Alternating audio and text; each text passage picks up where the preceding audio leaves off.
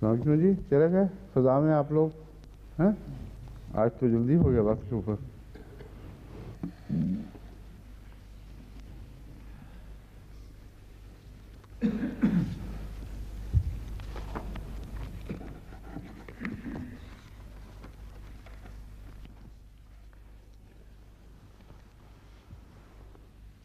औज़ु बिल्लाहि मिनश शैतानिर रजीम बिस्मिल्लाहिर रहमानिर रहीम व इन खिफ्तुम अल्ला तुक़सितू फिल यतामा फन्किहू मा तआब लकुम मिनन निसाए मसना व सुलासा व रुबा फ़इन खिफ्तुम अल्ला तादिलू फ़वाहिदतन औ मा मलकत ऐमानुकुम ज़ालिका अदना अल्ला तऊलू। और अगर तुम ये खौफ रखते हो कि यतीमों के बारे में इंसाफ से काम नहीं ले सकोगे, Et si vous craignez de ne pas pouvoir agir avec justice envers les orphelins, alors épousez des femmes de votre choix, 2, 3 ou 4.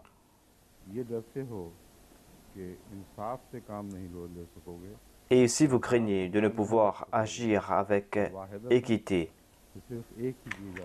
et si vous craignez de ne pouvoir agir équitablement, alors n'épousez qu'une, ou épousez ce que votre main droite possède. Cela est la voie la plus proche pour vous afin d'éviter l'injustice.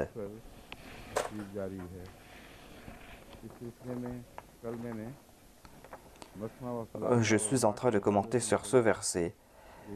Et à ce propos, hier j'ai présenté l'usage des termes Mathna, wa Thulatha, wa Ruba'. J'ai présenté une note venue de la Palestine et il était dit dans cette note que on utilise aussi cette forme pour les chiffres qui dépassent 4. J'ai déjà commenté à ce sujet. En tout cas, l'usage est différent de ce qui a été présenté dans ce verset. Et j'ai aussi présenté mes doutes à ce sujet. Il se peut qu'il y ait eu des malentendus concernant les propos de Hadrat Imam Bukhari.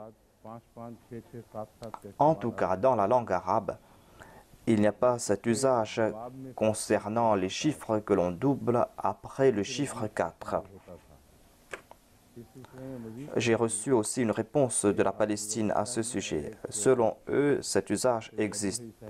En tout cas, j'ai confié cette tâche à Hafiz Muzaffar Ahmad Sahib et à Sayyid Abdul Hayy. Je leur ai demandé de faire davantage de recherches à ce sujet. Puisqu'on a évoqué cette question, je vais devoir maintenant présenter la réponse. Hafiz Sahib est entré dans des détails concernant l'usage de la langue arabe, concernant aussi la grammaire arabe à ce sujet. Et il a déclaré que ces formes concernant les chiffres étaient utilisées, mais le résumé de tout cela est que ceux qui disent que cet usage concerne aussi les chiffres qui dépassent 4, ils présentent cette possibilité du point de vue grammatical et du point de vue de l'usage. Et ceux qui disent le contraire déclarent que vous êtes en train de présenter des faits imaginaires. On ne trouve pas de tels exemples dans l'usage de la langue arabe. On ne trouve pas cela dans l'usage des poètes parmi les Arabes qui ont précédé le saint prophète. On trouve mention de Ruba, mais pas plus que cela.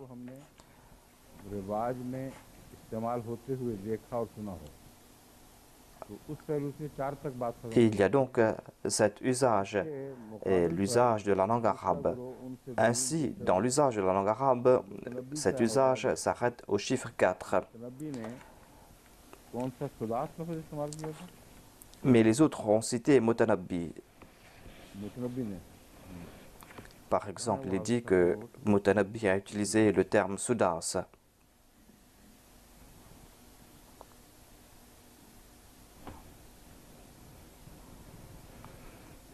मुतनबी का जिक्र कहाँ गायब हो गया है? ये तो मशहूर शायर हुमैद असदी की बात हो रही है। आप इस अपना क्या समझ ठीक है।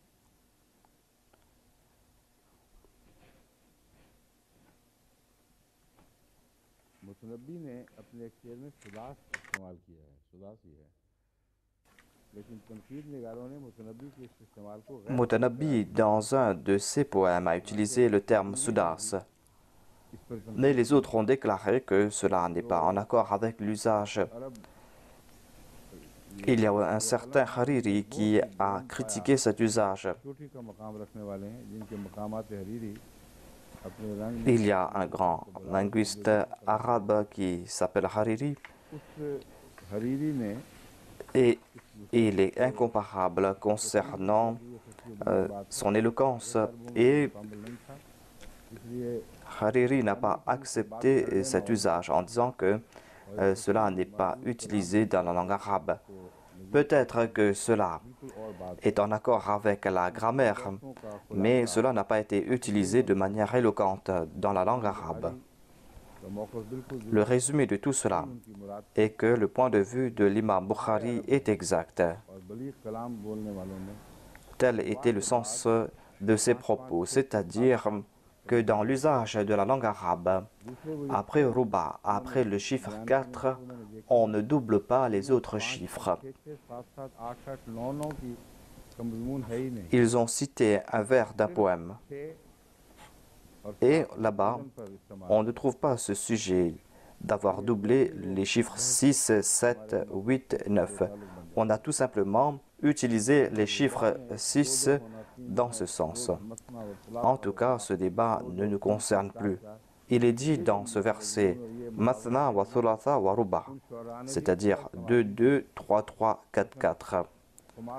Les poètes arabes n'ont pas utilisé ces chiffres dans ce sens. Par exemple, ils ont présenté le terme khumasa pour dire que quelqu'un a frappé quelqu'un 5 coups. Et là-bas, il est clair qu'on a trouvé 5 coups. Il n'est pas dit 5 et 5 coups. Sur le champ de bataille, qui va compter le nombre de coups qu'il est en train de frapper? उस शेर में तो बहरहाल 5 5 का मजमून दिखाई नहीं देता, मगर हो भी तो वो शेर सफी व बलीग शेर नहीं है। En tout cas, dans ce vers de ce poème, on ne trouve pas cet usage. बलीग कलाम करने वालों ने मसना व सुलासा व रुबा के En tout cas, parmi les Arabes les plus éloquents, on n'a pas trouvé l'usage de ces formes concernant les chiffres qui dépassent 4. बाद तक बात छोड़ दी है। Et le Saint-Coran s'est arrêté au chiffre 4 concernant les anges. उलिया जहसन तो 2 2 3 3 4 4 परों वाले तो वही बात को खत्म फरमा दिया है। इसलिए Il est dit Oli Ajnihatin, qui possède 2, 3, 4 ailes. Et on a doublé les chiffres 2, 3 et 4. Donc ce débat s'arrête ici. Ce n'est pas la peine de le soulever encore une fois. जो मुझे बहुत ही पसंद आए उनके J'étais en train de vous présenter des écrits de 2 auteurs anglais, लिए तो उनसे मुलाकात होती des propos qui m'ont plu et j'ai prié pour ces personnes. Et je me suis dit que si ces personnes étaient vivantes, eh bien, je les aurais rencontrées. Late fellow हैं। Mais late fellow of Trinity College signifie que cette personne est décédée. नहीं था, इसलिए मैंने रब्बा को लिखा या Mais je ne connaissais pas leur histoire, l'histoire de ces auteurs. पैगाम दिया था कि जरा C'est pour cette raison que j'ai écrit à Rabwa où ils m'ont envoyé le message concernant, c'est-à-dire de nous présenter ces personnalités. बॉजवर्थ Smith J'ai reçu la réponse à ce sujet et je vais vous présenter ces 2 auteurs. Il y a Boswell Smith, इनकी किताब है Assistant Master, Mohammad Nizam. Headmaster School. Le titre de son ouvrage est Mohammed et Mohammed Nizam. 1874 Ce fut 4 discours qu'il a prononcés en 1874 à la Royal Institution of London. बुलंद हो जाता है। Puisque cela date de très longtemps, cela nous fait comprendre que son statut est encore plus grand. Car à l'époque, हिकमत और la plupart des orientalistes étaient aveuglés par les préjugés बड़ी नेकी है। avec sagesse, avec intelligence et courage, il a défendu le saint prophète Mohammed paix soit lui. Et c'était là une grande vertu de sa part. Et certainement, les musulmans doivent honorer M. Boswell Smith. En tout cas, nous devons prier pour de telles personnes, des personnes qui, avec bravoure, ont soutenu le saint prophète Mohammed paix soit lui. Ensuite, il y a l'auteur Geoffrey Higgins. Je vous ai présenté quelques passages de son livre et je vais vous en présenter d'autres à l'avenir.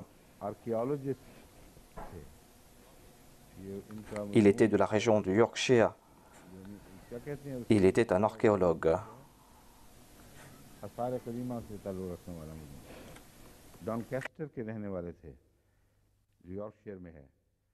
Donc, il était un archéologue et il habitait à Doncaster, dans le Yorkshire. Il a écrit son ouvrage « An Apology for Muhammad » en l'an 1829. Et il a vécu à l'époque du Messie premier alayhi salam.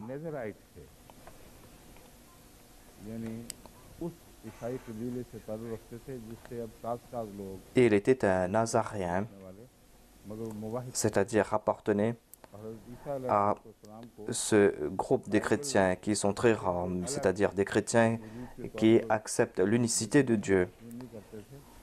Et ils n'acceptent pas Jésus-Christ comme quelqu'un qui s'est séparé complètement de la Bible et qui a porté une nouvelle religion. Mais les Nazaréens étaient contre la Trinité et ils acceptaient Isa alayhi salam, Jésus-Christ, comme un prophète de la Ummah du prophète Moïse. Dans le Saint-Coran, lorsqu'on trouve mention des chrétiens, on trouve mention dans la plupart des cas des Nazaréens ou des Nasrani. C'est vrai qu'ils tombent dans cette catégorie de ceux qui ont accepté la Trinité par la suite et qu'ils ont accepté aussi l'existence de plus d'un Dieu, mais le Saint-Coran a utilisé le terme Nasrani. Et la raison en est que, tout début, ils étaient des Nasrani. Et il n'y avait pas l'existence du terme chrétien à l'époque. Et ceux qui avaient accepté Jésus-Christ étaient considérés comme des Nasrani. Mais lorsqu'ils se sont corrompus par la suite, on leur a donné le titre de chrétien et on leur a attribué ce titre.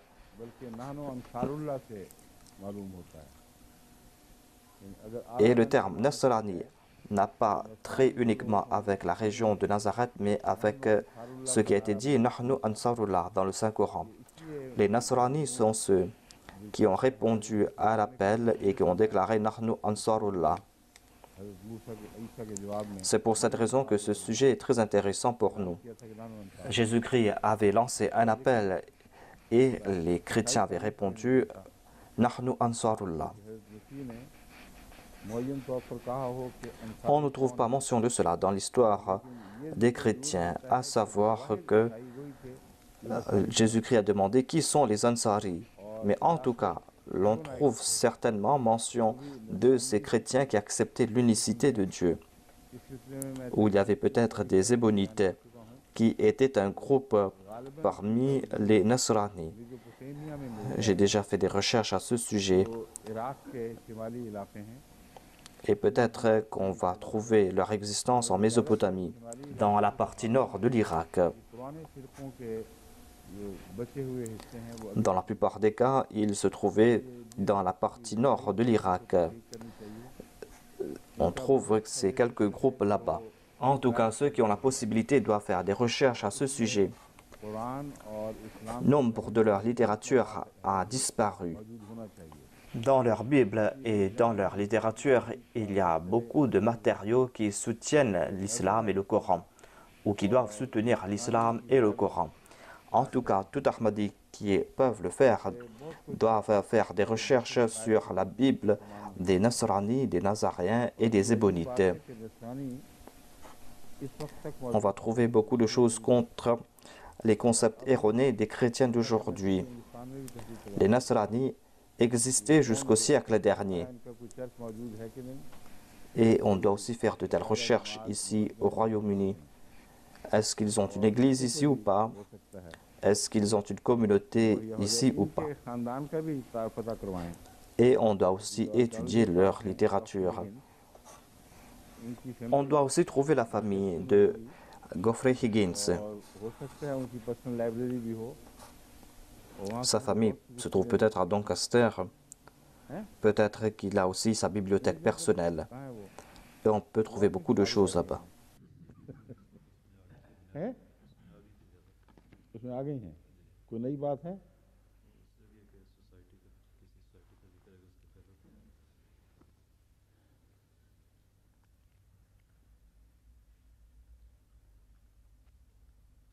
ये तो बेताल्लुक सी बातें हैं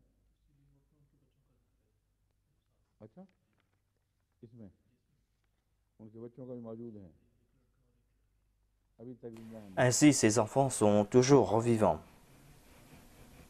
हमें लेकिन जो मैं कह रहा हूँ उनके जो इस वक्त उनके पसमानदगान में से अगली नस्ल भी तो गुजरी होगी कुछ अगर हो तो उनसे ये राब्ता Est-ce qu'on trouve aussi ses descendants? Est-ce qu'on trouve aussi ses descendants peut-être? और लाइब्रेरी देखी Et certainement, on doit entrer en contact avec ces personnes. On doit visiter aussi la maison de cet auteur. On doit aussi regarder sa bibliothèque.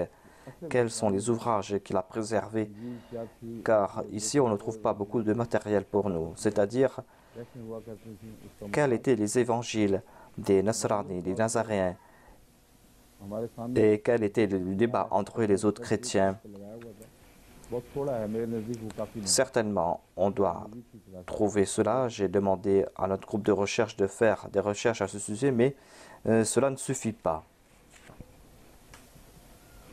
उसने एक और दिलचस्प किताब लिखने का जो इरादा किया था उसका मवाद ज़रूर वहाँ कहीं मिलना चाहिए उसके दोस्त में Il avait l'intention d'écrire un autre ouvrage. Certainement, on doit trouver ces notes quelque part. नहीं कि पुराना नस्रानी लिटरेचर बल्कि C'est pour cette raison que je suis intéressé par cet auteur. Exhibit होगा Et il avait l'intention d'écrire future un autre ouvrage. Book in A future book होगा Walden He had intended to exhibit in a future book the Christianity of Jesus Christ from his own mouth. Il avait l'intention de présenter dans un autre ouvrage le christianisme de Jésus-Christ. Dictionary of National Biography. Il se disait être un Nazaréen.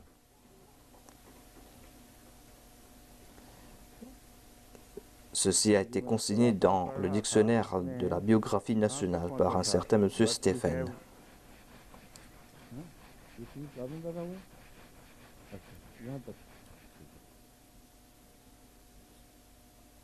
ये हवाला किसका चल रहा है इन दोनों में से बदल से J'étais en train de présenter But we have to les deal with facts as they are. ये मैंने बात कही थी पढ़ ली थी facts as they are and it is a fact Monsieur Bosworth Smith déclare que nous devons présenter les faits tels quels. nay Et il est un fait indéniable que l'esclavage a coexisté avec le christianisme. 19th century Au contraire, le christianisme a justifié l'esclavage même au XIXe siècle. La loi mosaïque n'interdit pas la polygamie. so did the La loi mosaïque n'a même pas limité la polygamie. Les patriarques ont commis la polygamie ainsi que les juges et les rois, कहते हैं जहाँ तक et même ceux qui sont plus élevés spirituellement. बजाय इसके ये Et il déclare qu'en ce qui concerne la loi de Moïse, au lieu d'interdire la polygamie, मूसा की तालीम में au lieu de mettre une limitation के मूसा quant au nombre d'épouses que l'on a le droit de prendre, तो अजवाज की तादाद पर कोई भी पाबंदी नहीं लगाई la loi de Moïse n'a pas limité le nombre d'épouses qu'on a le droit de prendre. कभी किसी Loin de mettre un frein à la polygamie, on n'a même pas limité le nombre d'épouses qu'on a le droit de prendre. पोलीगमी जो इनके बड़े बड़े मजहबी रहनुमा थे Les patriarques के सरबराह थे ont commis la polygamie, उनमें leurs grands guides religieux. का सबूत कसीयत के साथ Ainsi donc, les chefs et les leaders religieux se sont adonnés à la polygamie. वो दौर जो हजरत आता है बाद में हजरत ainsi que les juges, Suleman के बाद वो जजेस का दौर कहलाता है। ceux qui sont passés par la période des juges, c'est-à-dire après l'avènement de David et de Salomon, ceux qui sont venus après et qui ont aussi été évoqués dans l'Ancien Testament, se sont adonnés à la polygamie. Vous avez peut-être vu cela dans la Bible. Ainsi donc, cet auteur déclare que et les rois et les juges se sont adonnés à la polygamie, même ceux qui sont plus élevés spirituellement parmi eux. सबसे अहम अगर क़यामत पर जिक्र हो रहा है, Leurs juges et leurs rois se sont adonnés à la polygamie. ज़्यादा बुलंद मकामात Et la chose la plus importante, dit-il, est que même ceux qui sont très élevés spirituellement parmi eux se sont adonnés à la polygamie. the man after God's own heart, Ensuite, cet auteur déclare magnificent, still form the folklore of so many Eastern countries. Salomon, qui était proche de Dieu et dont la sagesse et la magnificence fait partie du folklore de nombre de pays de l'Est, s'est aussi adonné à la polygamie. Who break the laws of the Et en ce qui concerne la polygamie, même les princes musulmans qui ont essayé d'enfreindre les lois du Coran pour assouvir leurs désirs their love of n'ont pas pu dépasser Salomon. खूब लिखा है इसमें है। कहता है कि वो जब बादशाहों का जिक्र Il a très bien expliqué cela, cet auteur. एक ऐसे बादशाह के तौर पर ये मानते हैं जो खुदा Il a évoqué les rois et il considère le prophète Salomon comme un très grand roi मानते हैं qui était proche de Dieu. नबियों वाले ही करते हैं, Le Saint-Coran le présente comme un prophète. बल्कि बादशाहों में से वो Le Saint-Coran nous présente des signes d'un prophète, mais eux, ils le considèrent comme un roi, ऐन खुदा के car ils disent, selon eux, qu'il était proche du cœur de Dieu. जिसकी हिकमत के Il vivait selon le désir de Dieu. दूर दूर तक मशरकी ममालिक में एक Et रोज़मर्रा ce roi की कहानियों के तौर पर राज हो चुके हैं। était connu dans l'Est en raison de sa sagesse, en raison de sa magnificence, et cela faisait partie du folklore de l'Est. So many Eastern countries, बहुत से मशरकी ममालिक में can hardly be surpassed in this particular. On trouve mention de la folklore de Salomon à l'Est, et il déclare que même Salomon, ce roi noble et sage, ne peut être dépassé dans le domaine de la polygamie.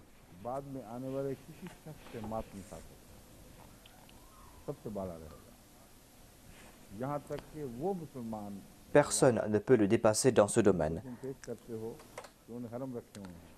Et il a aussi déclaré que même les princes musulmans qui avaient des harems, il a déclaré que même ces princes musulmans qui ont essayé d'enfreindre les lois du Coran et qui ont essayé de détourner les hadiths du saint prophète pour essayer d'assouvir leurs désirs, même leurs actions sont insignifiantes face aux actions de Salomon. कैसा जबरदस्त इसने इख्तियार तस्लीम की और कितनी Avez-vous donc le droit de vous attaquer au saint prophète Mohammed paix soit sur lui? C'est ainsi qu'il a rendu hommage au saint prophète Mohammed paix soit sur lui. Il a présenté de tels faits, c'est-à-dire qu'il y avait des rois musulmans et des princes musulmans qui se sont adonnés à de telles pratiques, mais ils sont en train d'enfreindre les lois du Saint-Coran. Et ils cherchent le soutien des hadiths, mais même les hadiths ne leur accordent pas de soutien. C'est pour cette raison qu'ils les interprètent à tort et à travers.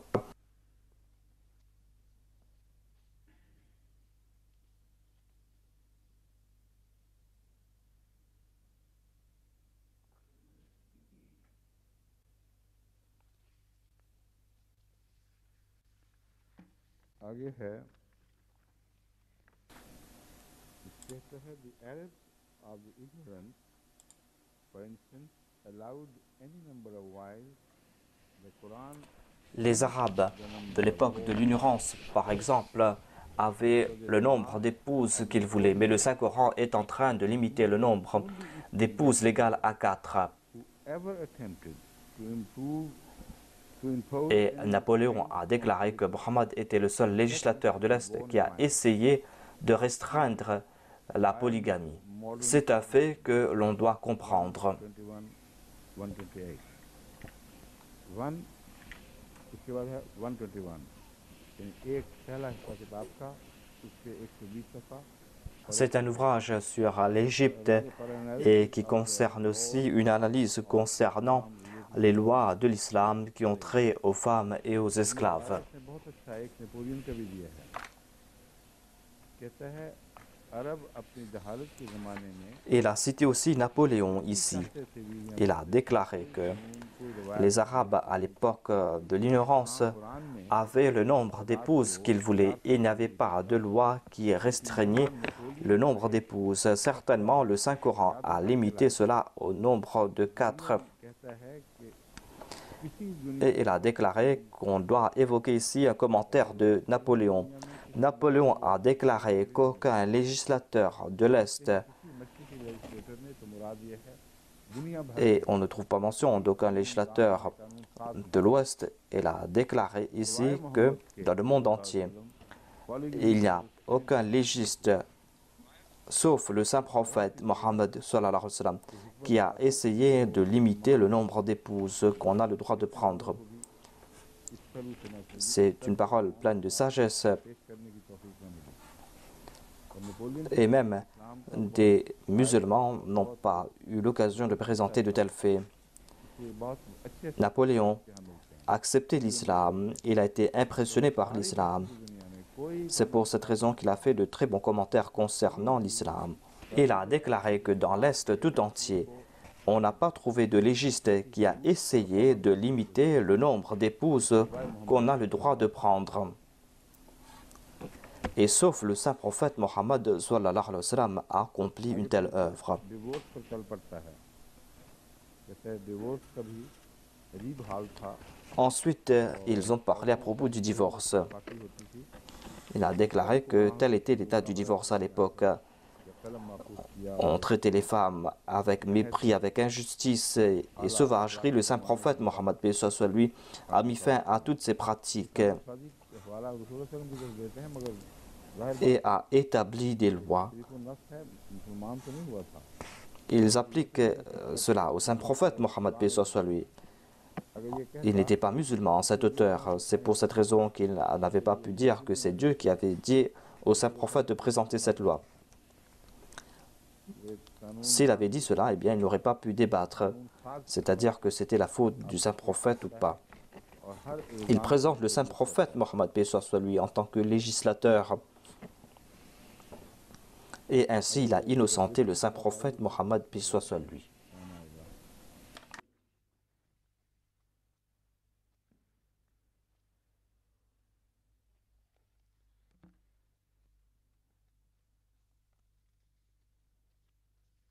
मुल्क में अच्छे अच्छे लोग आके गुजर गए हैं खाक में क्या सूरतें होंगी कि पहनाओ गए इनको ये इतना ज़्यादा उछालते भी नहीं Il y a de très bonnes personnes qui sont passées ici. C'est pour cette raison qu'on ne présente pas les œuvres de telles personnes dans la littérature d'ici. वाक जो है इसके जवाब में Il y a un autre passage de M. Godfrey Higgins, Godfrey un passage tiré de son ouvrage Apology for Muhammad. सफ़ा 75 पर ये लिखा है The simple of M. Higgins, dans son ouvrage Apology for Muhammad, a déclaré à propos du saint prophète Mohammed paix soit lui. self-imposed Il dit l'austérité de sa vie quotidienne jusqu'au dernier jour, ses tapis durs sur lesquels il dormait, sa nourriture ordinaire, les travaux manuels qu'il s'était imposés, le présente tel un ascète au lieu de nous présenter l'image d'un voluptueux. austerity ऐसी Décrivant la simplicité du saint prophète Mohammed paix soit lui, M. Godfrey Higgins déclare que il vivait dans l'austérité complète. Il n'y avait pas autour de lui des choses pour lui accorder le plaisir. Il vivait tel un moine. इंतहाई सादगी के साथ गरीबाना तौर पर रहें Et il a vécu dans cette austérité jusqu'à son dernier jour. आपका सख्त चाह जिस पर आप सोया करते थे Et il dormait sur des tapis durs. नहायत सादा और गरीबाना खाना सेल्फ इम्पोज मिल हुआ Sa nourriture ordinaire. जो घर के रोजाना के चौर et les travaux manuels qu'il s'était imposés.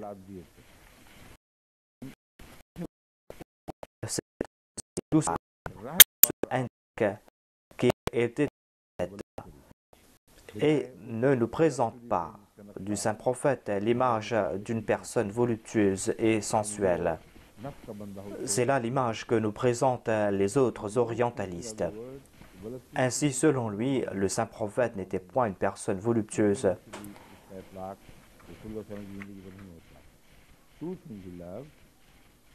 Le saint prophète n'était point voluptueux dans tous les sens du terme. Il aimait deux choses, les femmes et les parfums. C'est vrai qu'il aimait deux choses. Il aimait les parfums et les femmes. Les parfums sont inoffensifs. Et le cas de ces femmes a besoin de certaines réponses spécifiques. En ce qui concerne les femmes, eh bien, on doit méditer sur l'état de ces femmes. On va trouver la réponse. Mais il n'a pas compris cela. Aux États-Unis d'Amérique, j'ai prononcé un discours et cela a été publié dans la langue anglaise peut-être ou pas.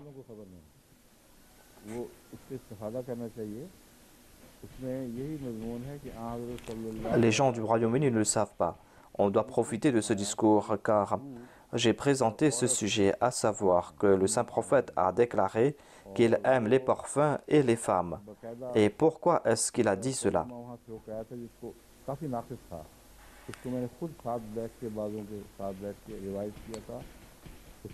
Donc, on avait présenté une traduction. Moi-même, j'ai fait la révision de cette publication, mais je pense que cela a déjà été publié. Et il est très important de distribuer cela, surtout dans cette société. Et on doit aussi traduire cela dans les autres langues européennes.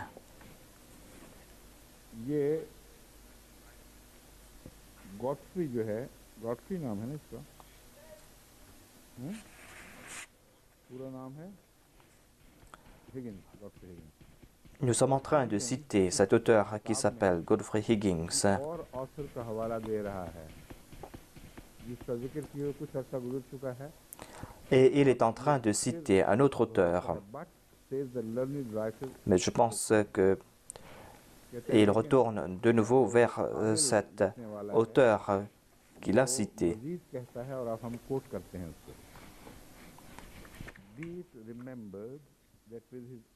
Il est en train de citer cet auteur qui déclare « Il sera bon ton de se souvenir ici du fait que le saint prophète Mohammed paix soit lui était tout-puissant et qu'il aurait pu ne pas limiter le nombre de ses femmes à un chiffre insignifiant comparé au harem de ses successeurs. » On ne doit pas oublier ce fait, dit-il, que le saint prophète Mohammed paix soit lui vivait dans cette société et on l'avait accepté comme prophète. Il avait un pouvoir illimité dans cette société. Il pouvait faire ce qu'il voulait.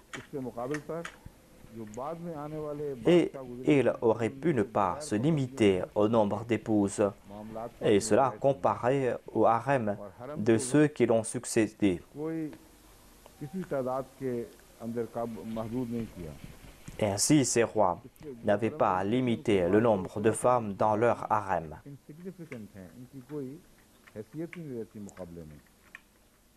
Comparé au harem de ces rois qui l'ont succédé, le mariage ou les mariages du saint prophète étaient insignifiants.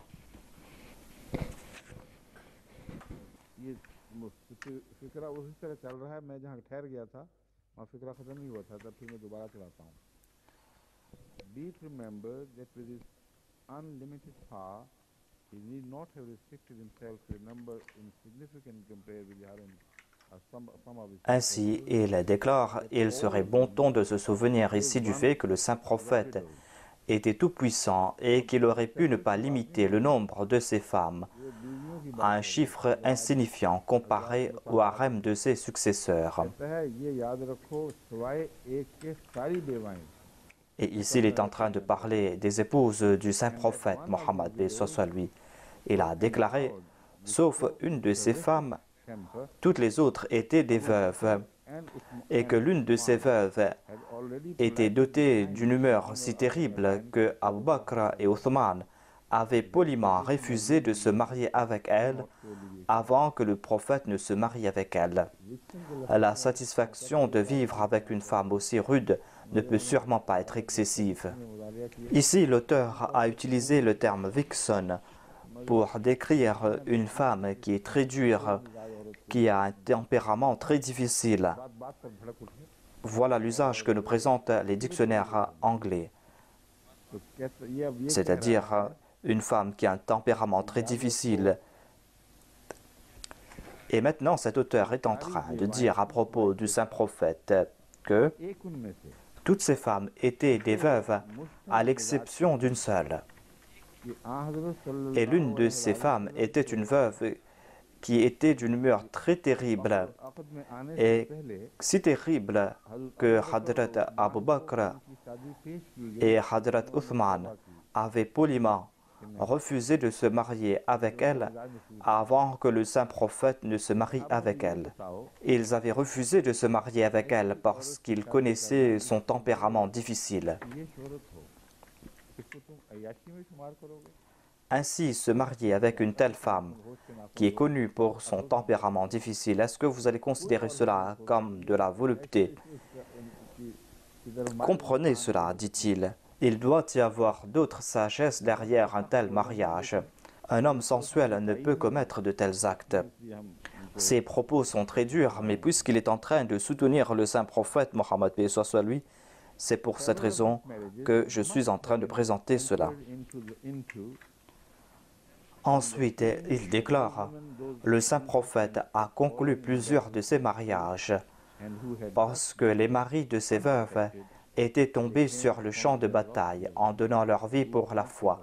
Ces femmes étaient donc sans protection et avaient un droit sur la générosité du saint prophète, le saint prophète lui-même qui a été la cause de ces batailles. Hier, j'ai présenté ce fait que cet orientaliste, qui n'est pas musulman, mais dont la nature est noble, et il a attribué cela au saint prophète Mohammed paix soit sur lui. Il a déclaré que le saint prophète avait conclu ses mariages avec ses veuves dont les maris étaient tombés en martyrs sur le champ de bataille pour ce djihad qui a été lancé par le saint prophète. Et le saint prophète devait faire preuve de générosité envers ses veuves et il devait les protéger car c'était en raison du saint prophète, c'est-à-dire en raison des enseignements du saint prophète que ces femmes étaient devenues veuves.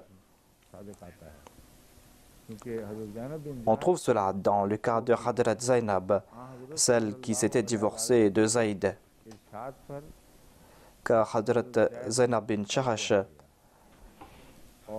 s'était mariée avec Zayd suite aux directives du saint prophète Mohammed paix soit sur lui. Et les Arabes, en particulier ceux de la Mecque, et les Korachites et les nobles n'aimaient pas que leurs femmes se mariaient avec des esclaves. Et puisque Hadrat Zayd était un esclave, c'est pour cette raison qu'il y avait cette appréhension de leur part, même si on explique cela clairement ou pas. Mais en tout cas, Hadrat Zainab a suivi l'ordre du saint prophète Mohammed paix soit sur lui et a accepté ce mariage. Mais lorsqu'elle s'est divorcée, le saint prophète Mohammed paix soit sur lui a fait comprendre cela à Zayd, à savoir de ne pas divorcer de sa femme. Les exégètes, parmi lesquels il y a des musulmans, ont attribué cela au saint prophète en disant que le saint prophète aimait cette femme et hésitait. C'est pour cette raison que Dieu lui a dit qu'il ne doit pas se soucier de cela. Alors que le Saint-Coran nous explique cela clairement, qu'il est parti voir Zayd à plusieurs reprises en lui disant de craindre Dieu et de ne pas se divorcer de sa femme. Celui qui est amoureux de l'autre ne va pas dire de telles choses. Par la suite, le saint prophète s'est marié avec elle, tout comme il s'était marié avec ses veuves. C'est-à-dire, l'esprit était le même. C'est-à-dire que cette femme avait fait un sacrifice pour la cause de l'islam et je dois soutenir cette femme. Voilà ce qu'a présenté M. Godfrey.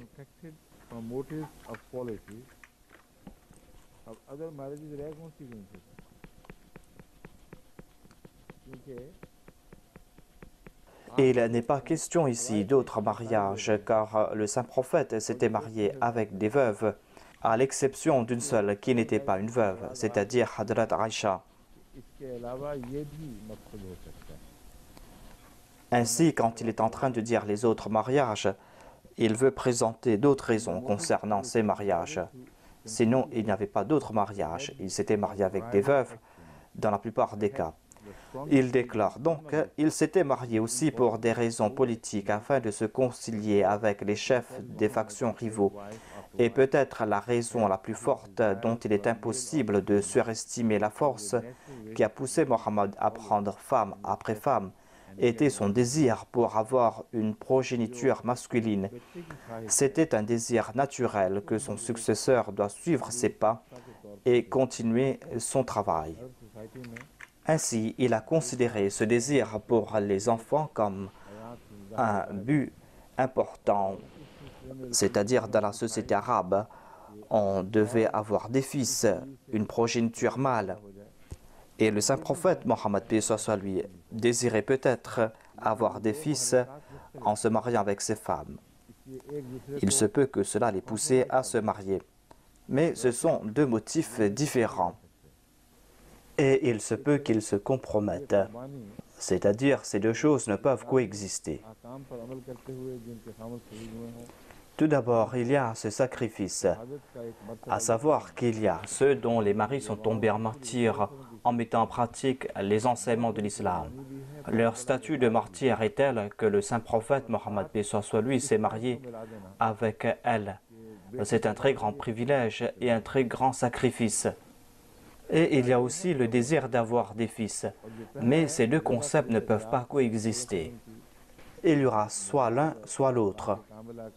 Et la première option est la plus logique, car cela est en accord avec le tempérament et les qualités du saint prophète Mohammed sallallahu alayhi wa sallam.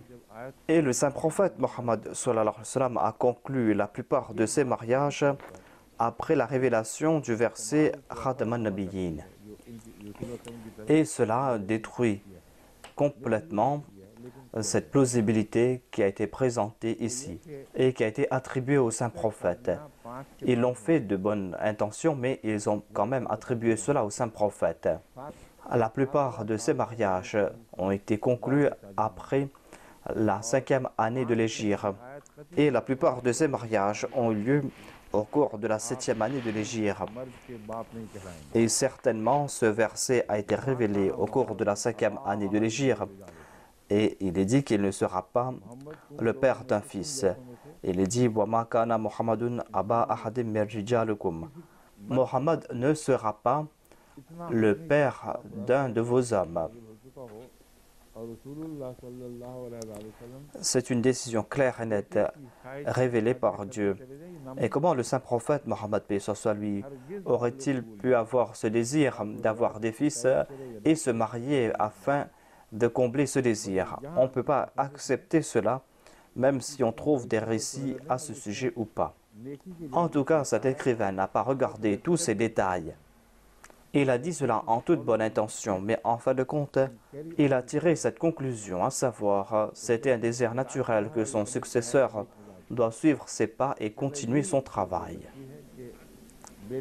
En tout cas, il savait que le saint prophète avait de bonnes intentions. Il avait peut-être ce désir d'avoir des fils, tout simplement pour que ses fils puissent continuer ses œuvres, que ses fils puissent marcher sur ses pas. Selon Sir William, il n'y a aucune raison de supposer que Mohammed n'aurait envisagé la succession par un membre dans sa propre famille.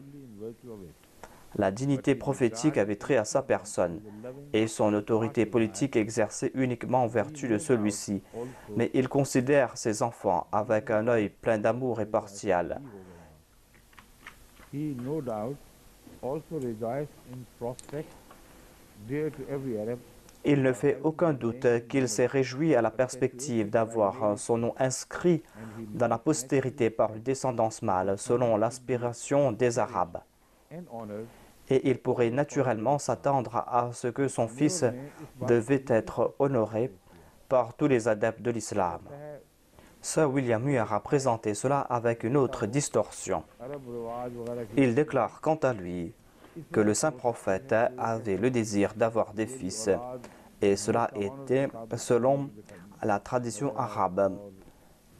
मुअज़्ज़ज़ एक नस्ल हो Il voulait avoir un fils afin que ce fils soit toujours honoré par les adeptes de l'islam. जो तर्ज़ बयान है Cette conclusion qu'il a tirée ici est tout à fait erronée ici, même s'il n'a pas été animé par son animosité à l'égard du saint prophète. Sir William more की तहरीर का इसी तहरीर का पहला वाला हिस्सा Il n'a pas été animé par cette animosité parce que और यहाँ on a présenté une autre partie de Sir William Muir वो ये कह et il est en train de prouver qu'ici William Muir n'est pas en train de présenter cela par animosité, कभी भी car il est en train de dire ici ऐसा qu'il n'y a aucune raison de supposer था ना que Mohammed sallallahu alayhi wa sallam n'aurait envisagé नतीजा निकल la succession par un membre de sa propre famille, आगे जारी c'est-à-dire qu'il y aurait une succession princière William more लिखता après le saint prophète Mohammed sallallahu alayhi wa sallam.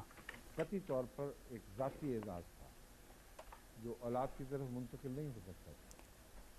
बस वो बात Il déclare que sa dignité prophétique et spirituelle avait trait à sa personne कम से et ne pouvait être transférée à ses descendants. किरदार के हवाले Ce sont des faits que les chiites n'ont pas compris. किरदार के हवाले Tout au moins, M. William Muir a compris cela par rapport au comportement du saint prophète Mohammed paix soit sur lui. का ये तबसरा होता Il a parlé donc à propos du caractère du saint prophète Mohammed paix soit sur lui. Si un simple chrétien disait cela, les chiites auraient dit « Mais qu'est-ce que nous aurons à faire avec ça ?» वार करने Les chrétiens peuvent dire ce qu'ils veulent. वो ईसाई मोहम्मद रसूलुल्लाह के Mais c'est un chrétien qui est tel qu'il profite de chaque occasion pour s'attaquer au saint prophète Mohammed paix soit sur lui. Et ce chrétien est en train de prouver cela par rapport au caractère du saint prophète Mohammed paix soit lui. Et il a déclaré, il n'y avait pas la moindre supposition के बच्चों की तरह थी que le saint prophète aurait désiré transférer son héritage spirituel à ses enfants, tout comme cela se fait dans les monarchies. C'est pour cette raison que sa conclusion n'est pas basée sur l'animosité. फिर यही मजमून निगार अब बात को आगे बढ़ाते हुए लिखता है फॉर 5 and 20 Ensuite, il déclare à propos du même sujet que le saint prophète Mohammed, paix soit sur lui, fut fidèle à sa vieille épouse pendant 25 ans. बूढ़ी और बूढ़ी होती हुई बीवी से Pour 25 ans, le saint prophète Mohammed, paix soit sur lui, a été fidèle envers son épouse âgée. On ne trouve pas la moindre indication contraire à cette situation. Muhammad remained faithful to his elderly wife and when she was 65 Mohammed fut fidèle à sa vieille épouse pendant 25 ans. Et lorsqu'elle a eu 65 ans, eh bien, ils auraient pu célébrer le 25e anniversaire de leur mariage. और वक्त करीब था कि आप Lorsqu'elle avait 65 ans, ils auraient pu célébrer leurs noces d'argent.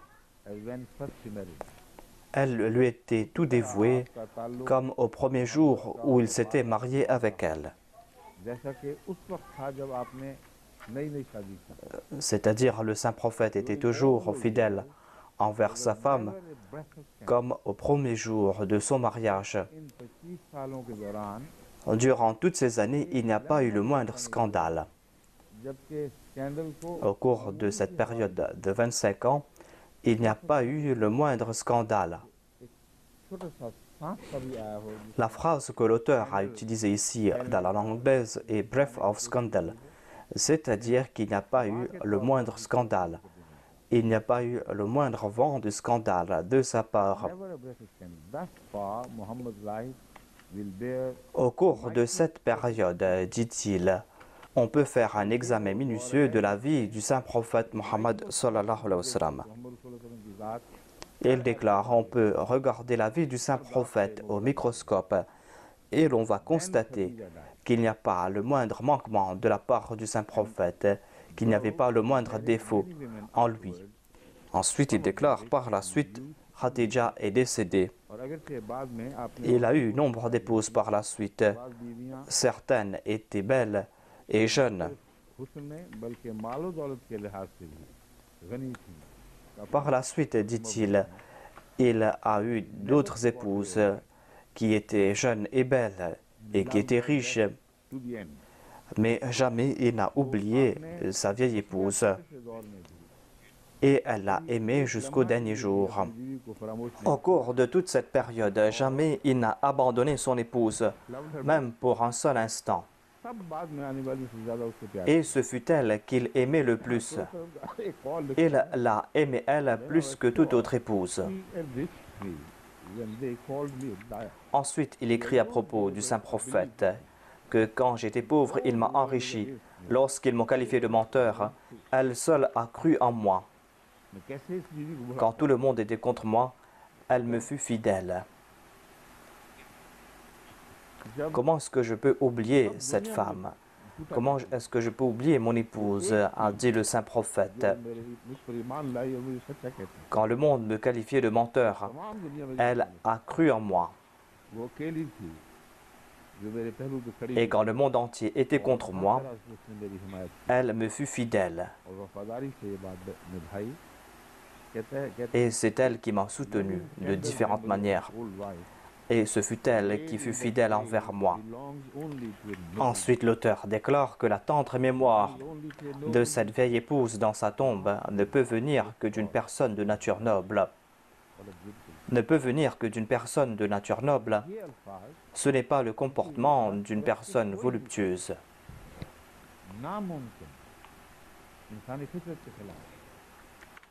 Il a ajouté que la tendre mémoire de cette vieille épouse dans sa tombe ne peut venir d'une personne voluptueuse et sensuelle. Le saint prophète Mohammed lui a évoqué la tendre mémoire de sa vieille épouse et elle était en sa compagnie pendant des années et des années. Et ce serait le comble de la sottise que de dire que le saint prophète était une personne voluptueuse, une personne sensuelle. Ensuite, l'auteur ajoute: c'est un fait qu'après le décès de Khadija, Mohammed avait plusieurs épouses jusqu'à ce qu'il n'émette l'ordre concernant ce sujet. Il a déclaré qu'il est tout à fait juste de dire qu'après Hadrat Khadija, le saint prophète Mohammed lui a eu d'autres épouses jusqu'à ce que l'ordre de Dieu fût révélé. Mais quand fut révélé cet ordre? Quand est-ce qu'il s'était marié? Khadija est décédée en l'an 10 de la Naboua du saint prophète et il s'était marié en l'an 7 de l'Hégire. Et ce fut ensuite que l'ordre concernant le mariage a été révélé. Et le saint prophète s'était marié avant l'an 7 de l'Hégire.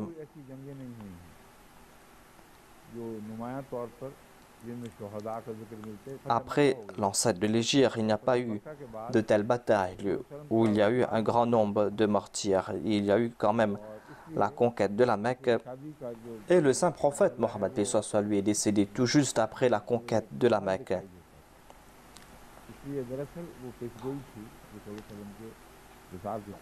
Ainsi donc, il n'allait pas se marier au cours de cette période. C'était une prophétie concernant le décès du saint prophète Mohammed lui. Ainsi, il a su que ce n'était plus opportun pour lui de se marier. En tout cas, il y a eu de telles batailles, à l'instar de la bataille de Hunayn et d'autres batailles où il y a eu des personnes qui sont tombées en martyrs. Mais le saint prophète Mohammed lui savait qu'il n'allait pas vivre longtemps et c'est pour cette raison qu'il ne s'est pas marié par la suite. आगे चल के कहता है he therefore offered them the alternative of either gracefully separating themselves. अच्छा ये वो मनाही वाला हुक्म नहीं, बयान कर रहा, ये कह रहा है कि जब रसूलुल्लाह सल्लल्लाहु अलैहि वसल्लम ने बाज उनके झगड़ों की वजह से, बाज नामुनासिब हरकतों की वजह से बाज की।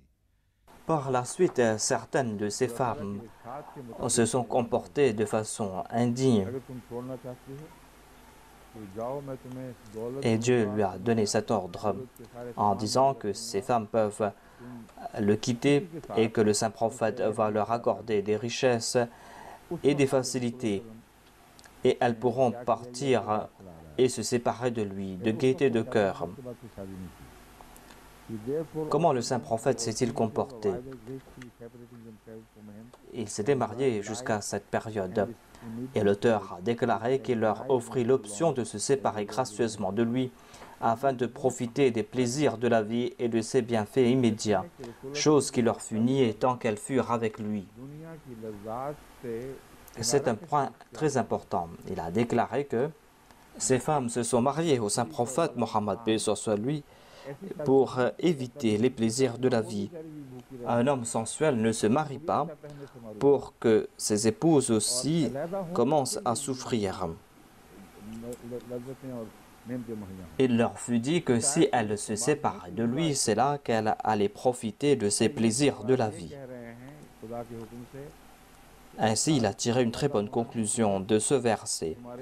Il a déclaré que si vous désirez les plaisirs de la vie, eh bien, vous pouvez vous séparer de moi.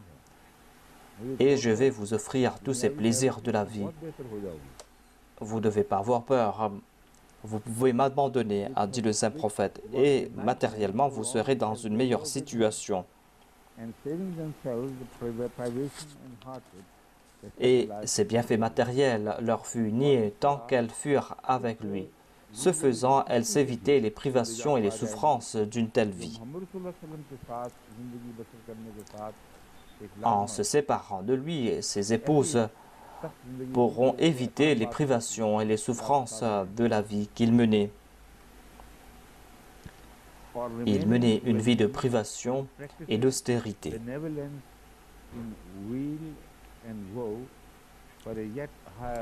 où elle pouvait rester avec lui tout en pratiquant le bien dans le bonheur et le malheur pour une meilleure récompense de la part de Dieu. La deuxième option de ces femmes était de rester avec lui et de pratiquer le bien dans le bonheur et dans le malheur pour une meilleure récompense de la part de Dieu.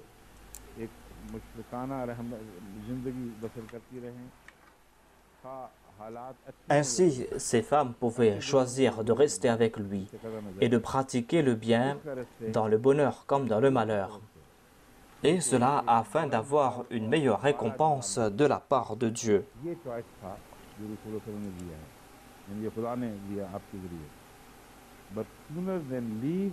Voilà le choix que le saint prophète leur a donné. Voilà le choix que Dieu leur a donné. Mais au lieu de se séparer de lui, unanimement, elles ont préféré rester avec lui. Toutes ces épouses, en dépit du fait qu'elles avaient reçu la bonne nouvelle qu'elles allaient recevoir ces faveurs matérielles, elles ont préféré mener cette vie d'austérité en compagnie du saint prophète Mohammed sallallahu alayhi wa sallam.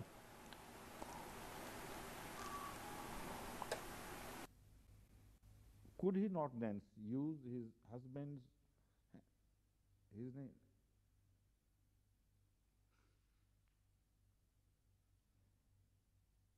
अच्छा, हिज है मगर रसूल सल्लल्लाहु अलैहि वसल्लम की तरफ ज़मीर जा रही है इसकी और मानों में है। मैं समझा था हर हस्बैंड होना चाहिए, लेकिन हिज हस्बैंड्स प्रेरोगेटिव, रसूल सल्लल्लाहु अलैहि वसल्लम ने अपना वो इस्तेकाक जो खामंद को होता है, ये मुराद है। Le saint prophète Mohammed sallallahu alayhi wa sallam aurait pu user de sa prérogative en tant que mari.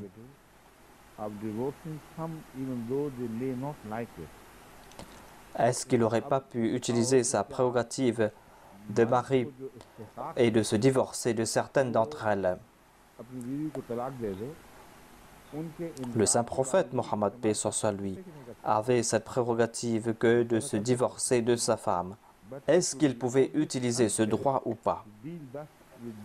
Certainement, il pouvait le faire. Mais il sera très injuste que de traiter ainsi ces âmes aimantes. Ce sera une très grande injustice que de traiter ainsi les épouses du saint prophète Mohammed, paix soit lui, elles qui éprouvaient de l'amour, elles qui ont fait tous ces sacrifices pour la cause du saint prophète. Et ainsi, ces épouses ont préféré rester avec lui, quelle que soit la situation.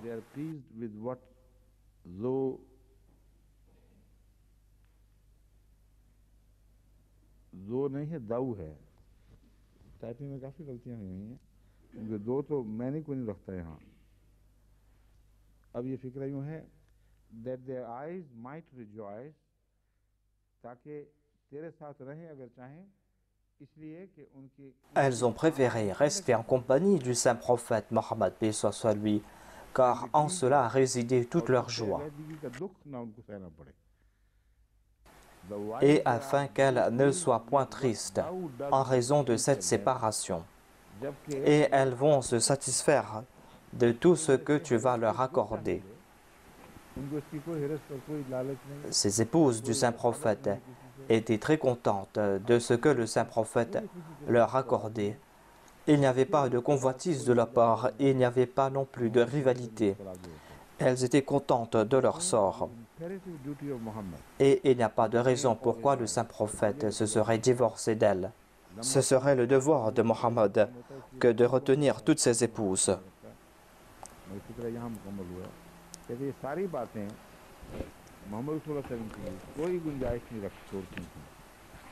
L'auteur de cet ouvrage a déclaré que ainsi, c'est pour cette raison que le saint prophète Mohammed, paix soit lui, ne s'est pas divorcé de ses épouses. Tout au plus, il pouvait se retenir et de ne pas se marier avec d'autres femmes, même après le décès d'une de ses épouses ou de toutes de ses épouses. Voilà donc comment le saint prophète pouvait traiter ses épouses après cet incident.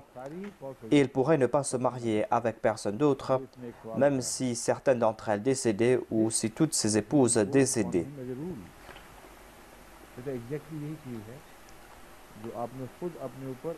Voilà la règle qu'il s'était imposée. Voilà la règle que le saint prophète Mohammed, paix soit lui, s'était imposée. Certainement, ce n'est pas l'œuvre de ce prophète qui s'est permis 12 femmes, alors que ses suivants pouvaient avoir que 4 femmes. Ainsi, cet auteur a condamné l'auteur qu'il citait, qui avait critiqué le saint prophète Mohammed, paix soit lui, et qui a commis un outrage à la mémoire du saint prophète Mohammed, paix soit lui.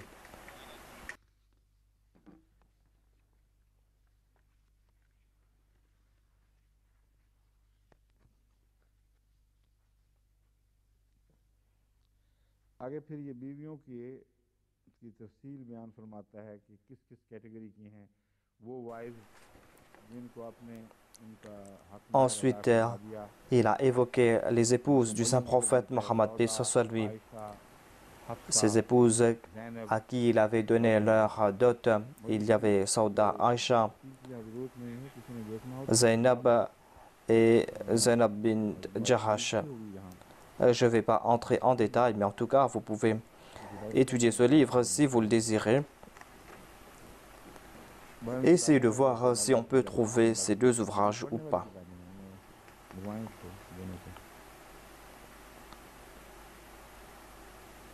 En tout cas, ce sont des ouvrages que l'on doit lire.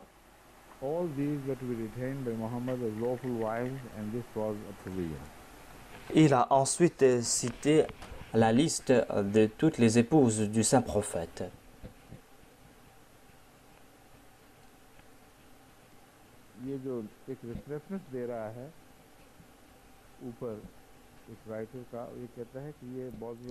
Ensuite, il nous présente une référence. Je pense que c'est la référence de M. Boswell Smith.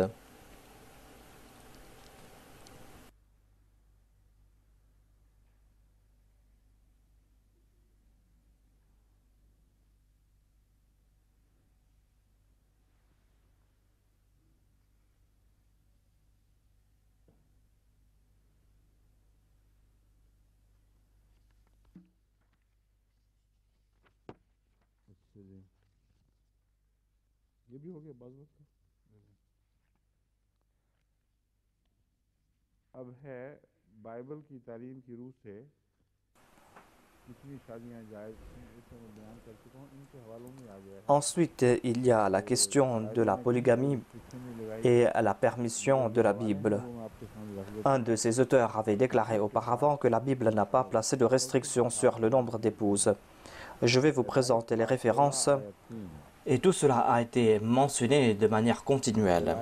Cela se trouve dans Genèse chapitre 16 verset 3, Genèse chapitre 26 verset 34, Genèse chapitre 28 et chapitre 8 et 9, Genèse chapitre 29 verset 23 à 30,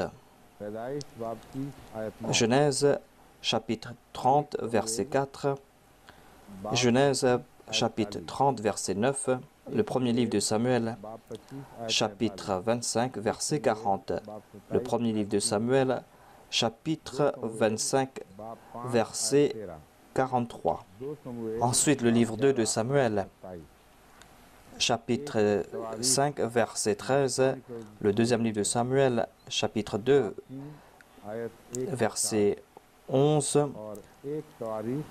Ensuite, il y a le livre des Chroniques, chapitre 3, versets 1 à 4, Chroniques, chapitre 14, verset 3. Ensuite, il y a le livre des Rois, que j'ai évoqué auparavant.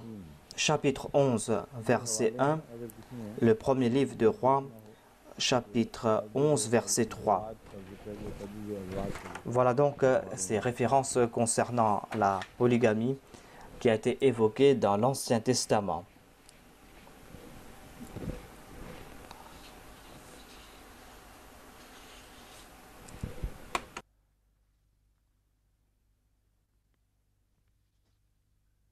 ये जो एक बहस उठाई गई थी कि Ensuite, il y a cette question concernant le Nouveau Testament. Et s'il y a un verset dans le Nouveau Testament d'où on peut tirer cette conclusion que Jésus-Christ, le Messie, a interdit la polygamie et qu'il a déclaré que l'on doit enjoindre la monogamie.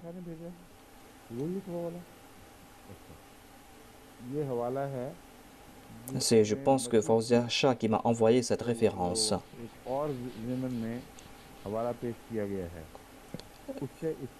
Cette référence se trouve dans le livre de Matthieu et les chrétiens tirent cette conclusion de ce verset alors qu'ils n'en ont pas le droit.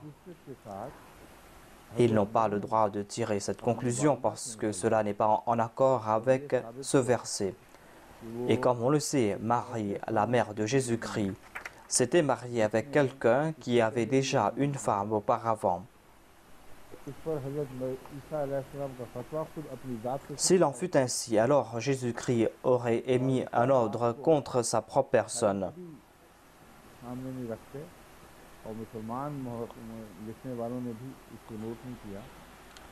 Il y a un autre point que les chrétiens oublient et les musulmans aussi n'ont pas fait mention de cela.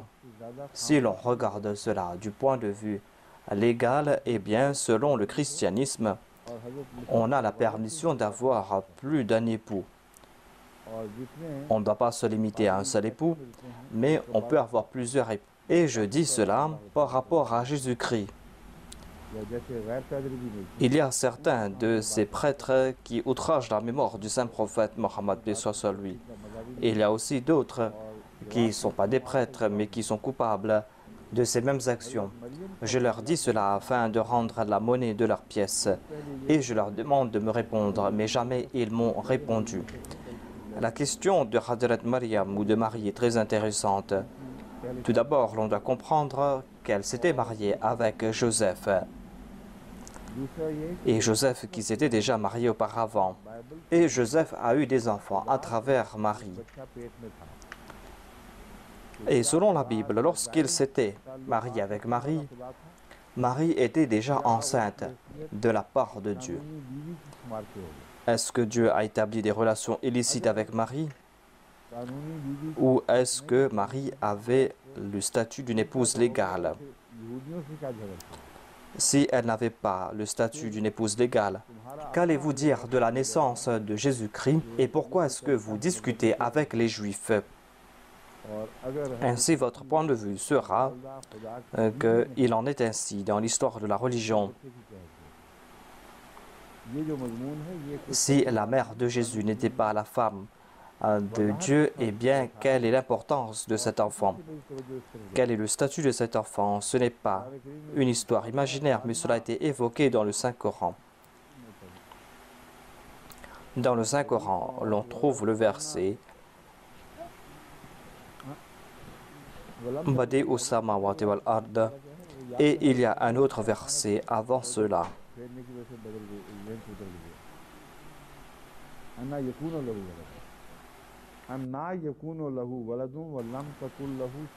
Anna yakunu lahu waladun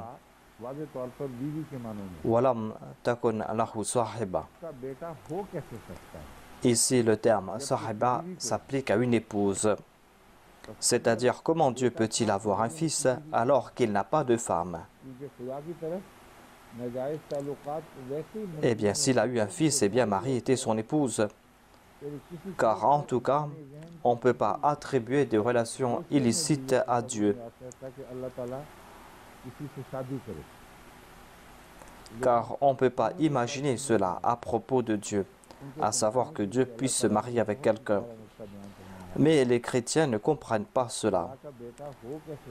Et Dieu a présenté ce point intéressant pour leur faire comprendre cela, à savoir comment celui-ci peut être le fils de Dieu alors qu'il n'a pas de femme. Il est important d'utiliser le terme épouse, car na'udhu billah min dhalik, Maryam ou Marie n'a pas eu de relation illicite avec Dieu. Mais en tout cas, lorsqu'elle a eu un fils, elle est devenue l'épouse de Dieu. La question est-ce que Dieu a divorcé de Marie avant que celle-ci ne se marie avec Joseph? Ou est-ce qu'elle avait deux maris en même temps? Et les chrétiens n'acceptent pas le divorce. Ils disent qu'il n'y a pas le droit de divorce dans la chrétienté. Et dans la référence présentée par Force Achat, on trouve mention de la question du divorce. On trouve cela concernant le Messie. Et ainsi, on sait qu'il était contre le divorce. Le divorce le déplaisait, mais on dirait que Jésus-Christ avait interdit le divorce. Et les érudits juifs de l'époque discutaient avec Jésus-Christ à ce propos. Jésus-Christ n'acceptait pas cela. Et il disait qu'à la lumière de l'Ancien Testament, le divorce est illicite. Quelle est la position du Messie? Lui qui est le fils de cette femme qui s'était mariée avec Joseph, Joseph qui avait aussi une autre épouse. Et on dit que Jésus-Christ était contre la polygamie. Sa mère avait déjà établi une relation avec Dieu. Nous n'allons pas entrer en détail, mais il a eu un fils de cette relation selon les chrétiens. Et elle peut être qualifiée de l'épouse de Dieu. Voilà ce que nous a dit le Saint-Coran. C'est-à-dire, sans avoir d'épouse, comment est-ce qu'il pourra avoir de fils? S'il en est ainsi, eh bien, il y aura la question du divorce. Si Dieu ne s'était pas divorcé d'elle, eh bien, on va devoir accepter que selon le christianisme, on peut avoir à la fois deux épouses et deux maris. S'il y a eu le divorce, eh bien, où se trouvera ce verset? Et quel sera votre point de vue concernant le divorce?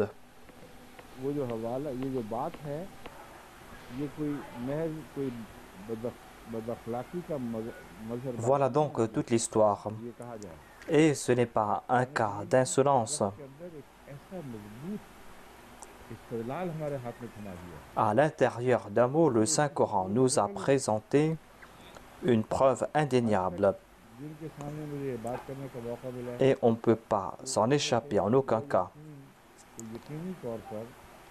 Quand j'ai eu l'occasion de présenter ce fait à certains, il y a, par exemple, les témoins de Jéhovah qui viennent nous visiter souvent. Et les témoins de Jéhovah sont très bornés. Lorsqu'ils ont essayé de porter atteinte à l'honneur de l'islam, eh bien, j'ai posé devant eux cette question. Je leur ai dit, pourquoi est-ce que vous n'acceptez pas deux maris? Le christianisme nous a donné cette permission. Et ils commencent à s'enflammer, mais je leur demande de répondre à cette question.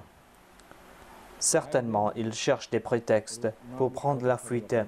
Il y avait quelqu'un qui a commencé à me harceler et qui désirait me rencontrer tous les jours. C'était un témoin de Jéhovah qui habitait tout près de chez nous. Lorsque je lui présentais un argument, il s'entêtait en disant que ce n'est pas ainsi, mais ainsi. Et c'est ainsi que j'ai adopté cette méthode. Je lui dis que vous avez posé beaucoup de questions et lorsque vous allez répondre à cette question, c'est là que vous pourrez me rencontrer. Il y avait deux femmes qui venaient me rencontrer. Mais par la suite, elles ne sont plus venues. On ne sait pas où elles ont disparu. Ainsi, le Saint-Coran nous a présenté cet argument irréfutable. L'on doit comprendre que l'on doit dire tout d'abord que nous acceptons Hadrat Maryam Siddiqa comme une sainte personne. Notre croyance diffère de la vôtre. Mais selon votre croyance à vous, voilà la conclusion la plus logique. Et vous êtes en train de porter atteinte à l'honneur de Isa, de Marie, et vous êtes en train de blesser nos cœurs. Nous ne sommes pas en train de blesser vos cœurs à vous. Nous considérons Marie comme une personne pieuse et sainte. Et Dieu, par miracle, lui a donné un enfant. Et vous êtes en train de la diffamer. Vous êtes en train de présenter des histoires farfelues en disant que Dieu s'est marié mais qu'il n'a pas donné de divorce et qu'une autre personne s'est mariée avec cette femme. Et dans la plupart des cas, les femmes divorcées de ces grandes personnalités ne se marient pas. Ce n'est pas une question de permission ou pas, mais cela va à l'encontre de leur tempérament. C'est-à-dire que ces femmes ne peuvent pas se marier avec des hommes de statut inférieur. Le saint prophète Mohammed lui était un très grand prophète et il ne peut y avoir plus grand prophète que lui. Ainsi, cela peut s'appliquer aux autres prophètes, mais en tout cas, cela s'applique au saint prophète Mohammed lui. C'est-à-dire que ses épouses n'ont pas le droit de se marier avec d'autres personnes après le décès du saint prophète Mohammed lui. Voilà pourquoi le Saint-Coran les a qualifiées d'ummahat, de mères, de croyantes. On ne peut pas avoir de fils verbalement, ce ne sont là que des paroles. Mais lorsque Dieu a déclaré qu'elles sont des ummahat, eh bien, cette personne devient une personne sainte pour nous. Voilà donc le cas des épouses du saint prophète Mohammed Mustafa sallallahu alayhi wa sallam. Mais que dire de l'épouse de Dieu? Si on accepte qu'il y a eu divorce,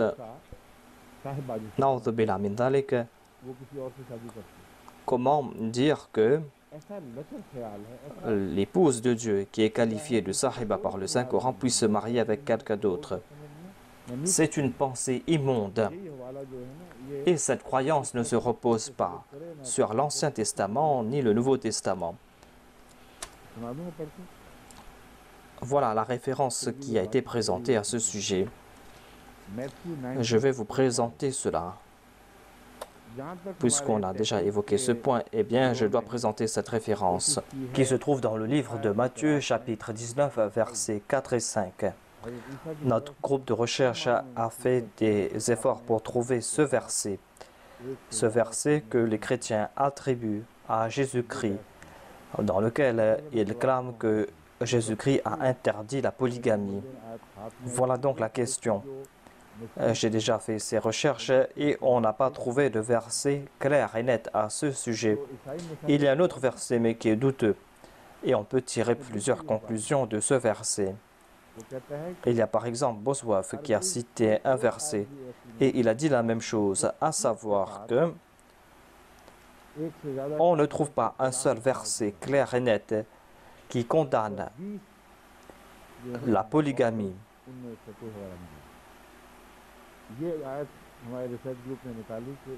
Il a dit qu'il n'y a pas une seule référence dans les 20 évangiles. Il y a donc un prêtre qui a cité ce verset dans son ouvrage concernant l'interdiction de la polygamie. C'est dans le livre de Matthieu, chapitre 19, versets 4 et 5. Il répondit, « N'avez-vous pas lu que le Créateur au commencement fit l'homme et la femme, et qu'il dit, c'est pourquoi l'homme quittera son père et sa mère, et s'attachera à sa femme, et les deux deviendront une seule chair. » Et l'auteur de l'ouvrage de dire que certains chrétiens disent que dans ce verset, Jésus-Christ a condamné la polygamie. Mais jamais Jésus-Christ n'a interdit la polygamie directement. Et il n'a même pas évoqué ce sujet. L'auteur déclare ici que nous tirons cette conclusion, que notre Seigneur a condamné la polygamie. Même s'il n'a pas cité directement la polygamie et ne l'a interdit, mais quand même ils utilisent ce verset. On ne trouve pas de mention de la polygamie en vigueur parmi les Juifs dans ses écrits.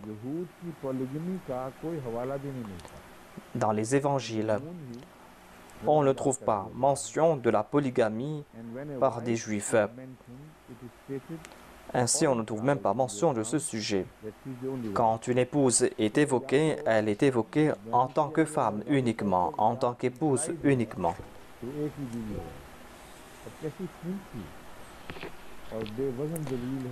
Ainsi, lorsqu'on trouve mention d'une épouse, cela veut dire une seule épouse.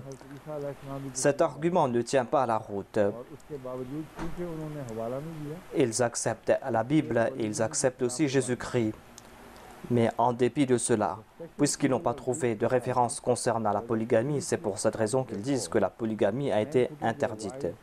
Et l'auteur déclare davantage que le mal de la société juive était que les hommes pouvaient se séparer ou divorcer de leurs épouses de manière très facile. Et c'est pour cette raison que Jésus-Christ a présenté cet argument. Selon eux, les Juifs pouvaient divorcer de leurs épouses pour des broutilles. En voyant le moindre manquement de la part de leurs épouses, ils se séparaient de leurs épouses. Et c'est pour cette raison que Jésus-Christ a fait cette déclaration. अब देखें हज़रत ईसा अलैहिस्सलाम की बहस तो यहूद से सिर्फ ये चल रही थी कि तुम छोटी-छोटी बातों पे तलाक दे देते हो. Ici, Jésus-Christ est en train de parler avec les Juifs en disant que vous émettez des divorces pour des broutilles et vous n'avez pas le droit de le faire. Et vous oubliez ce que la Bible a déclaré au tout début, à savoir que Dieu a créé l'homme et la femme. L'homme fait partie de la femme et tous deux doivent vivre ensemble. Voilà la conclusion qu'il a tirée ici.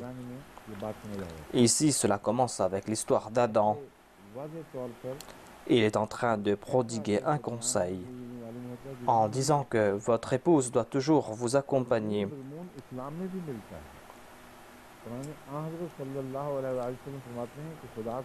On voit aussi la même chose en islam. Le saint prophète Mohammed lui a déclaré que il y a nombre de choses que Dieu a rendues licites, mais la chose licite qui déplaît le plus à Dieu est le divorce. Il a dit que c'est pour cette raison que vous ne devez pas vous empresser à divorcer de votre femme. Et voilà le même conseil qui a été donné par Jésus-Christ. Il a dit que vous avez fait du divorce une plaisanterie, mais il n'en est pas ainsi. Votre épouse doit vous accompagner tout au long de votre vie.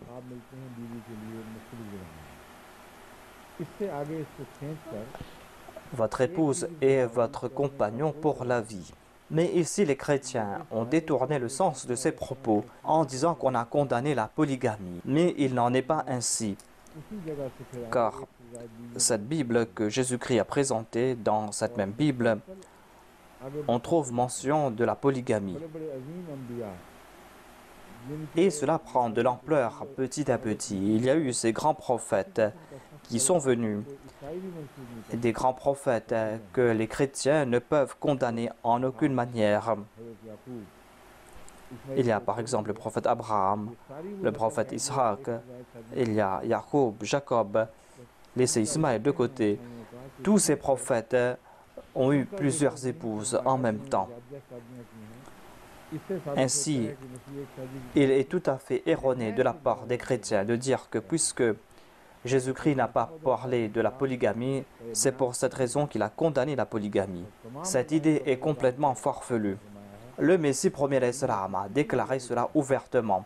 Il a dit « Étudiez tous les ouvrages de toutes les religions et vous allez constater qu'aucun autre livre, à part le Saint-Coran, aucun autre livre n'a limité le nombre d'épouses. » Voilà la distinction du Saint-Coran. Voilà la gloire de Dieu.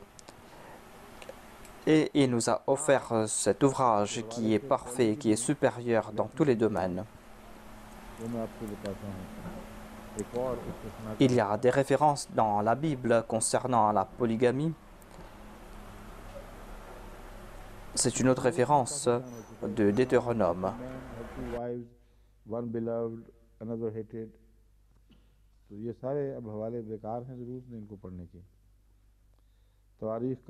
Ainsi donc, ce n'est pas la peine pour moi de citer ces références ici, parce que j'en ai déjà parlé à ce sujet. Il y a d'autres références qui se trouvent dans la Bible, dans les Chroniques par exemple.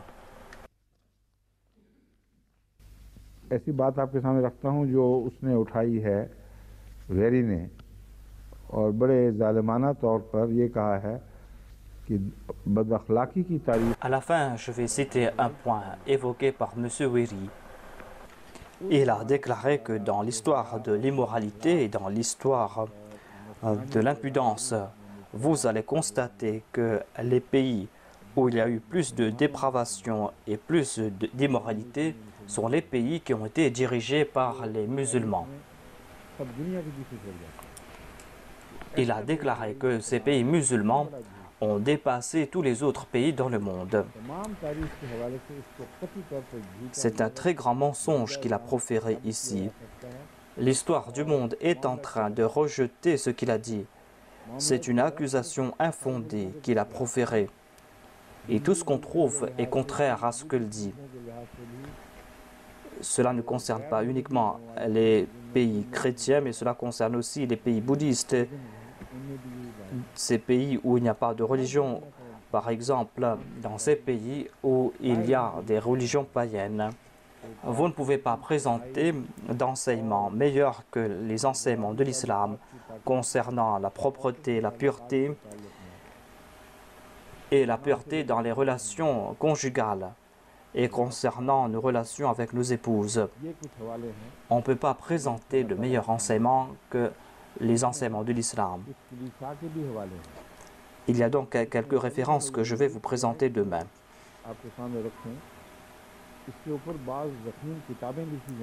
Monsieur Wéry m'a contraint de vous présenter cela.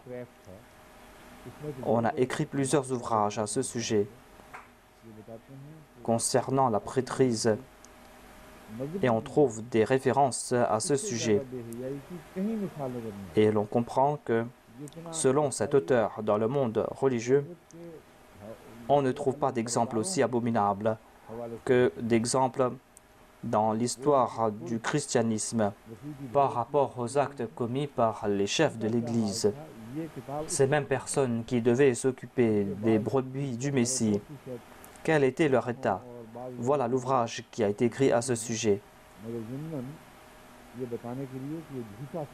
Il y a certaines références que je ne pourrais pas présenter, je pourrais en faire mention ici.